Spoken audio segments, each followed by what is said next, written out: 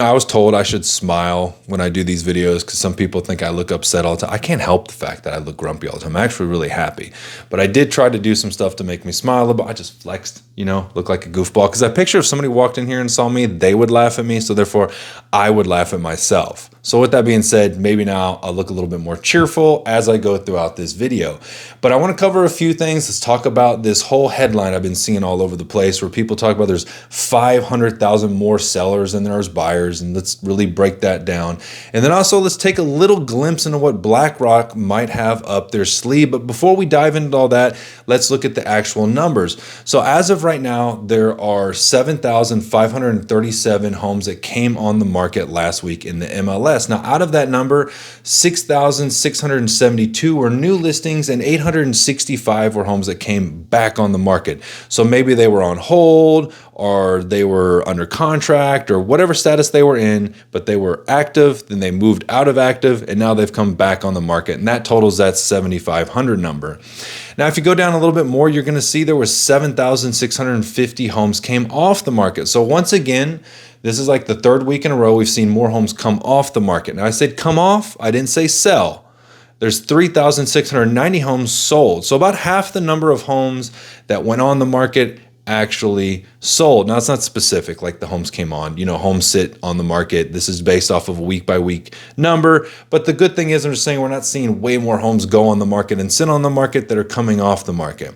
Now, when you look at the expired listings and the canceled listings, a little bit of that has to do with seasonality. As we move into the holidays, you really start to see more and more sellers just say, hey, you know what? I want to take the home off the market and we'll wait till the spring and then we'll put the house back up. Sometimes they do, sometimes they don't.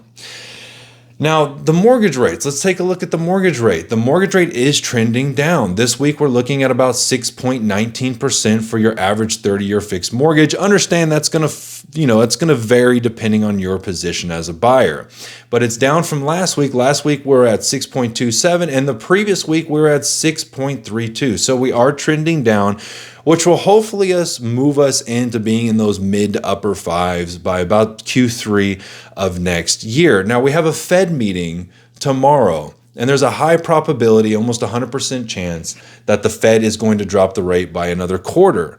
But just understand, just because the Fed drops the rate doesn't mean mortgage rates are going to follow. In fact, on the last Fed drop, we actually saw mortgage rates go up a little bit. So after tomorrow, mortgage rates might go up, they might stay the same, they might go down. We'll really just have to wait and see. Now, I want to talk about this real quick. Now, keep in mind May of 2026. Now, what's going to happen in May of 2026 is Jerome Powell's term as Fed chair ends. And because of the current administration, I'll speak for myself. I'm assuming other people would agree with me on this. We were hoping with the current administration stance that we might have a new chair that won't be part of the whole Roth pack. I'm not going to put the tinfoil hat on, but let's just be honest. We kind of know it's all rigged at this point. So with that being said, I was hoping maybe we'd have somebody outside of that, somebody that might not have ties, that just kind of make you feel icky at the end of the day. And honestly, it's starting to feel like they just don't even want to hide it anymore. They're just being so obvious with it. Remember that company that claimed they weren't buying up homes? They actually put out a report in 2020 and said, hey, we're not buying up residential properties, only to find out they were buying a lot of residential properties up. That same company that has probably the largest ownership in all stocks and companies throughout the world.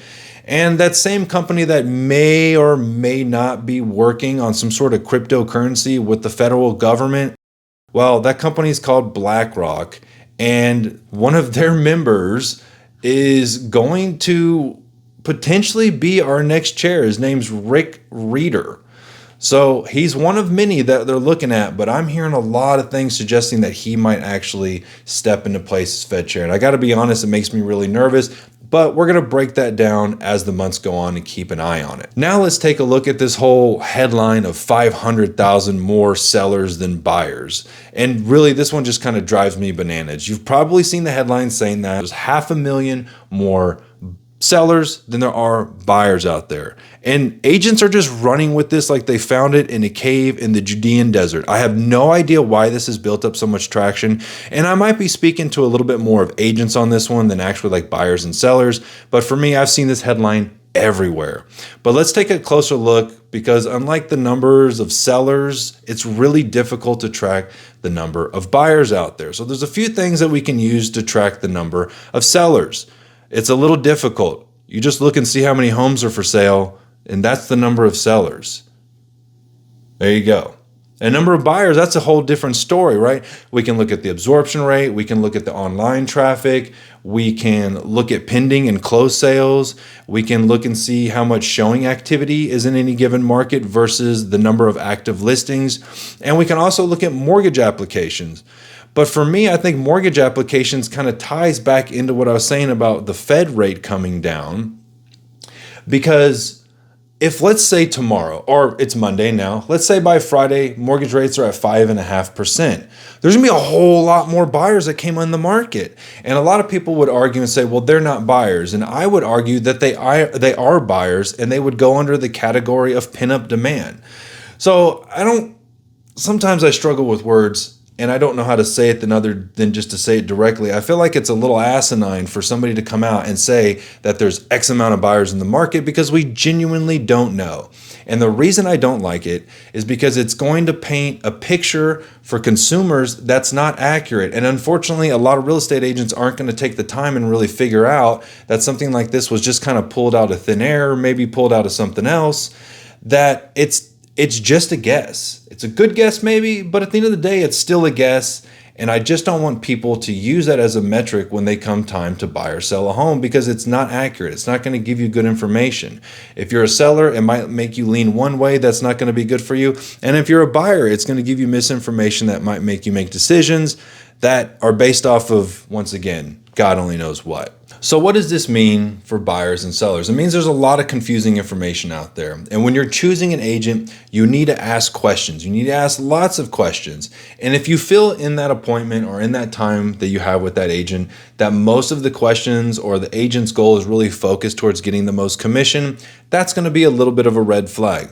Also, if the agent's not able to really explain their position on certain things, or if they mention headlines like this and they don't have the data behind it, then that's going to be a red flag as well. Because I'm telling you, with the uncertainty in the market and as much information that's available to everybody out there right now, buyers are asking more questions than I've ever had in almost 20 years of being in real estate.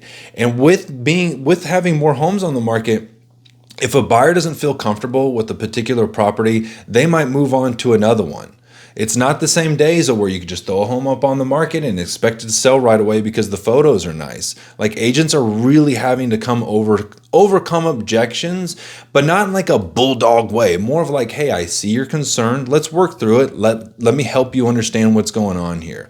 And that's what's really needing to take place for transactions to make it to the closing table. So once again, if you're interviewing agent, ask questions. If you feel like it's really commission-based for that agent, that's a red flag. If they can't give you in-depth answers and explain their point of views, that's going to be a problem, because if they can't explain their point of view, how are they going to explain your worth as a seller to a buyer? Or how are they going to be able to explain the worth of a buyer to a potential seller? You need to be able to communicate properly in today's market. And I'm just seeing a big lack of that with a lot of agents, and consumers are very frustrated, and there's a little bit of fear in the market right now. So you need to be able to overcome that. So the question for you is, what do you think? Do you think mortgage rates are going to come down next year? Do you think we're going to see them come into the 5.5 range by Q3 of next year? I'd love to hear your comments. But until next time, I hope you enjoyed this video. I hope you got some value out of it, and I really hope you have a great day.